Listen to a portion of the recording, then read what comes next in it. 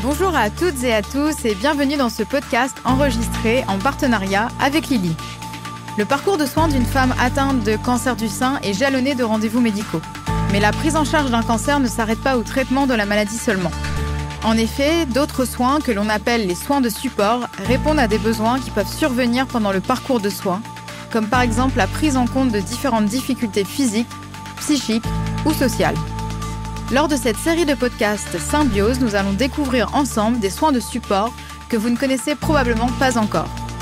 Et pour l'épisode d'aujourd'hui, nous recevons le docteur Jean-Philippe Wagner, oncologue à l'Institut André Dutrex et à la clinique de Flandre à Dunkerque. Docteur Wagner, bonjour. Bonjour. Et je suis également avec le docteur Stéphane Ellis, oncologue radiothérapeute au Centre catalan d'oncologie et président de l'Institut de communication et d'information sur le cancer, ICIC. Docteur Ellis, bonjour. Bonjour Madame Pasquier, bonjour Jean-Philippe. Alors pour commencer, docteur Ellis, qu'est-ce que l'oncologie intégrative ou oncologie humaniste ? Oui, l'oncologie intégrative ou oncologie holistique, ou la dénomination que je préfère étant l'oncologie humaniste, est une médecine qui s'occupe autant de l'organe malade que de la personne porteuse de cet organe malade pour une prise en charge de l'homme total. L'être humain étant fait de chair et d'esprit, de corps et de sentiments, nous devons de prendre autant en charge la pathologie dont souffre le patient, notamment en matière de cancérologie, les différentes pathologies tumorales possibles et de la meilleure des façons possibles, avec toutes les innovations en termes de prise en charge qui sont à notre disposition aujourd'hui. Mais nous devons aussi prendre en charge la personne porteuse de cette maladie et tout ce qui la compose, à savoir les ressources sociales, psychiques, culturelles, pour une prise en charge qui permette à la fois une guérison la plupart du temps, la meilleure optimisation thérapeutique possible et le respect de la personne porteuse de cette maladie. Voilà ce qu'est l'oncologie humaniste que nous développons dans le cadre de notre institution de communication et d'information sur le cancer. Et comment sommes-nous arrivés à une médecine où on ne s'intéresse plus assez à l'humain, mais surtout à l'organe malade ? Alors, il est assez remarquable, effectivement, de remarquer que médecine et humanité, qui devrait être un pléonasme, sont devenus, au cours de ces dernières décennies, une espèce d'oxymore, puisque l'attrait du milieu médical a été absolument centré et s'est focalisé sur l'organe malade, les cellules qui composent cet organe malade, les molécules à l'intérieur de ces cellules, et même pour aller dans l'infiniment petit sur le génome et l'ADN des cellules tumorales. Et celui qui en a fait les frais, qui a été complètement décadré, qui a été sorti du terrain et mis sur la touche, c'est le patient lui-même. Et l'oncologie dont on parlait en préambule essaie de rassocier le malade à la maladie n'intéressant plus que les médecins qui n'ont pas ou peu vocation à entretenir le patient et à lui permettre de traverser cette épreuve de la meilleure des façons possibles. Je reprends toujours l'exemple de l'évolution de la médecine, de l'histoire de la médecine, avec le développement de la médecine qui était celle d'Hippocrate, 3 ou 4 siècles avant notre ère.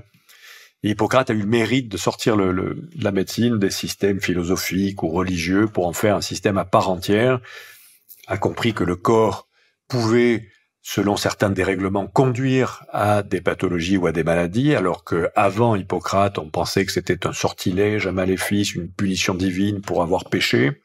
Donc il a eu ce mérite de systématiser le corps humain pour en faire une spécialité à part entière. Les moyens thérapeutiques de l'époque étaient extrêmement faibles et sans aucune efficacité. La théorie des humeurs d'Hippocrate, le chaud, le froid, le sec, l'humide, qui ont amené à certaines prises en charge comme les saignées, n'avaient absolument aucune utilité, peut-être même parfois délétères. Mais à l'époque d'Hippocrate, le médecin mettait au centre de la focale le patient. Et le médecin accompagnait le patient dans cette épreuve qui était celui de la souffrance, de la maladie.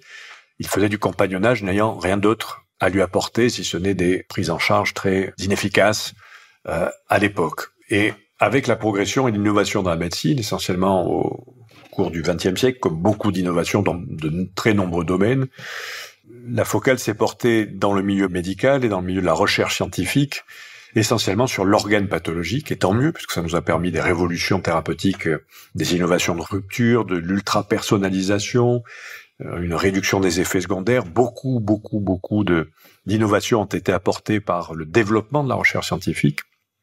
Mais la focale et l'intérêt, c'est porté sur l'organe pathologique et celui qui a été, je le disais tout à l'heure en introduction, totalement décadré, est le patient lui-même. C'est-à-dire que l'innovation thérapeutique a réduit la focale de façon de plus en plus serrée autour de l'organe et même ce qui compose l'organe, les cellules, les molécules de cet organe, et celui qui a fait les frais de cette réduction alors qu'il était au centre de la focale il y a 2 millénaires, c'est le patient qui est totalement sorti de la focale, et nous devons aujourd'hui réintégrer ce patient dans le champ de la prise en charge globale d'une maladie telle que le cancer.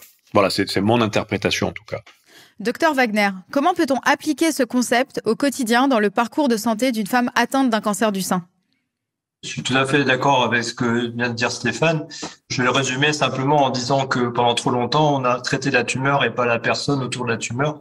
On a oublié qu'il y avait une personnalité qui a son histoire, qui a sa spiritualité, qui a ses émotions. Et c'est pour ça que ce nouveau concept de la médecine qu'on appelle oncologie intégrative ou humaniste est très important. Le souci, c'est au quotidien comment le faire. C'est par le biais des soins de support qui sont déjà une bonne technique parce que ça va permettre d'apporter des traitements médicamenteux ou d'ailleurs ce qu'on appelle des interventions non médicamenteuses qui vont permettre effectivement de mieux supporter le parcours de soins initial et puis ensuite la réhabilitation du patient. Même dans les soins de support, on oublie ce côté intégratif et ce côté humaniste parce que les soins de support, c'est considéré comme simplement un traitement, une EPO pour faire remonter les globules rouges, ou un médicament qui va faire remonter les globules blancs ou qui va permettre d'éviter les nausées et les vomissements. Et là encore, on ne tient pas compte de ce que pense la patiente. Et c'est très compliqué parce que on n'a que 7 minutes, 10 minutes de consultation. Et il faut donc arriver à décortiquer la patiente en essayant le plus possible de lui laisser un moment d'expression sur son ressenti profond, aussi bien émotionnel que spirituel. Il faut beaucoup d'organisation, il faut beaucoup d'idées, et grâce à quelques centres pionniers en France, on travaille effectivement sur comment faire pour apporter ça à la patiente et qui en a besoin tout au long de son parcours de soins. La parole et les mots choisis sont donc très importants. Docteur Ellis, qu'en pensez-vous ? Oui, la parole et les mots sont d'une importance capitale. Dans le cadre de notre institution, nous développons des journées grand public qui s'appellent les Printemps de la cancérologie et nous faisons très attention aux mots choisis pour être certain que ces mots-là fassent sens et soient perçus par le grand public comme nous le souhaiterions. Alors pour être certain, c'est très complexe à savoir, puisqu'il ne suffit pas de vulgariser ou de simplifier la parole médicale. Il faut développer des programmes scientifiques et c'est ce que nous faisons aujourd'hui avec l'Université de Perpignan. Nous développons un programme de lexicologie adapté au grand public où nous choisissons des corps de patients avec des mots qui sont insérés. La captation de ces mots et l'impact que peuvent avoir ces mots sur le grand public qui ne fait pas partie du milieu médical ou paramédical nous permet d'être certains avec ce travail scientifique qui j'espère un jour sera publié, que les mots qui sont délivrés soient perçus comme nous le souhaiterions dans le milieu médical et que nous ayons la certitude donc que le message que nous avons envie de faire passer, et c'est ça le plus important, soit compris et bien assimilé chez les personnes que nous avons en face, donc que ce soit dans les auditoires lorsqu'on fait les printemps de la cancérologie ou surtout dans le cadre de la consultation. Donc le travail sur cette lexicologie adaptée au grand public, c'est un travail fondamental à mon sens pour que nous ayons la certitude que la parole qui est délivrée dans le cadre d'une consultation, c'est une parole qui soit réfléchie par le médecin et surtout entendue et comprise par le patient et sa famille dans le cadre de la consultation. Docteur Wagner, maintenant que les médecins s'intéressent de plus en plus à l'oncologie humaniste, comment est-ce qu'en pratique on peut optimiser le parcours de santé d'une femme atteinte d'un cancer du sein ? Et la première chose, à mon avis, c'est de rendre les médecins plus humbles en disant qu'il faut qu'ils s'entourent de compétences qui sont pas forcément médicales et d'avoir une équipe autour de soi qui est très importante. Il faut absolument une coordination et cette coordination, elle n'est pas forcément médicale ou infirmière ou soignante.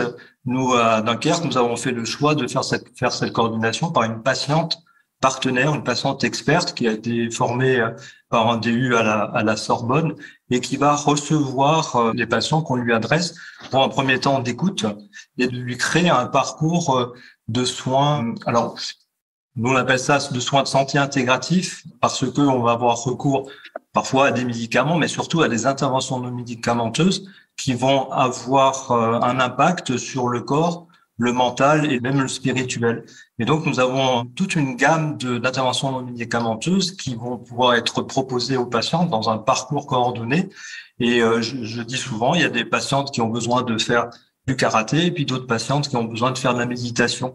Mais toujours dans l'idée d'avoir une intégration corps-esprit. C'est absolument quelque chose qui est essentiel parce que il y a une intrication entre ces trois sphères. Je rajoute le spirituel et tout ça, c'est véhiculé par les émotions qui vont avoir un impact soit sur le corps, soit sur l'esprit. Et donc, pour moi, le maître mot pour développer ces techniques et optimiser le parcours de santé, c'est vraiment d'avoir tout un panel de professionnels qui vont proposer des interventions non médicamenteuses adaptées et surtout évolutives parce que on n'a pas les mêmes besoins en début de prise en charge de chimiothérapie comme après une radiothérapie quand on va se remettre éventuellement en activité professionnelle. Donc, c'est à la fois un parcours coordonné et évolutif tout au long de la prise en charge de la patiente. Merci à vous deux pour ce point de vue qui pourra, je l'espère, inspirer d'autres praticiens à mettre en place des initiatives comme celle-ci dans leur centre. Merci à vous, chères auditrices et auditeurs, pour votre fidélité. Quant à moi, je vous donne rendez-vous le mois prochain pour un nouveau podcast Symbiose.